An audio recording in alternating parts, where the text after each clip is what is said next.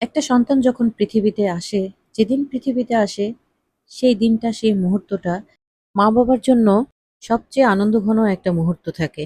দিন যায়, মাস যায়, বছর যায়। সন্তান যখন আস্তে, আস্তে বড় হতে থাকে, তখন বাবা-মায়ের একটাই স্বপ্ন থাকে সেই সন্তানকে বড় করা, মানুষের মতো মানুষ করে গড়ে তোলা।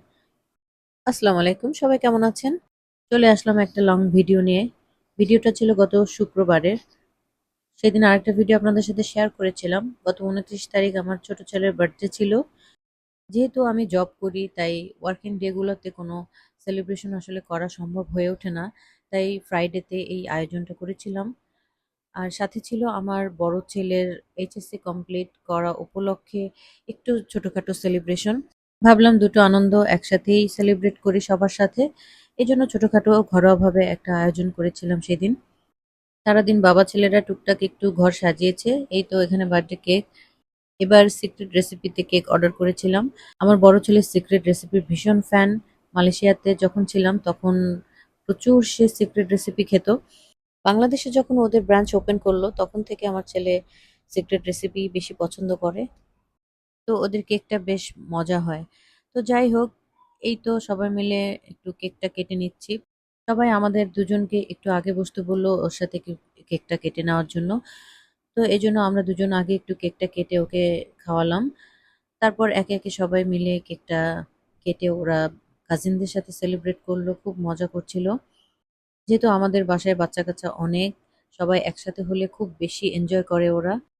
আর মাঝে, মাঝে এমন গেট টুগেদার হলে বেশ ভালোই লাগে।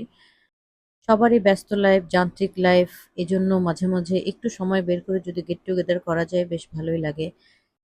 ১ম এ ওর ভাইদের সাথে কেকটা কেটে নিচ্ছিল। ভাই-বোনদের অনেক বড় বাহিনী তো তাই ১ম এ ভাইদের সাথে কেকটা কাটলো, তারপর বোনদের সাথে কেটেছে। আর বাকি সবার ভিডিও আমি করতে পারিনি। যেহেতু প্রচন্ড ব্যস্ত ছিলাম, আমি আমার মোবাইল বড় ছেলেকে দিয়ে বলেছিলাম যে, "তুমি একটু ভিডিও করো।" কি আর ভিডিও করবে? ও তো সবাইকে নিয়ে আনন্দ ফুর্তি নিয়ে ব্যস্ত, যার কারণে আর তেমন ভিডিও করতে পারিনি। ছোট ছেলের বার্থডে কেক ১ম এ কাটার পরে বড় ছেলে তার ফ্রেন্ডদের নিয়ে কেকটা কাটলো। ওরা তো ভীষণ মজা করেছে। আর ওদের এই মজা দেখে, ওদের এই আনন্দ দেখে ওর বাবাও ভীষণ খুশি। ওর বাবাকে দেখতেই পাচ্ছেন সব পিচ্চিরা কি অবস্থা করে রেখেছে তাকে।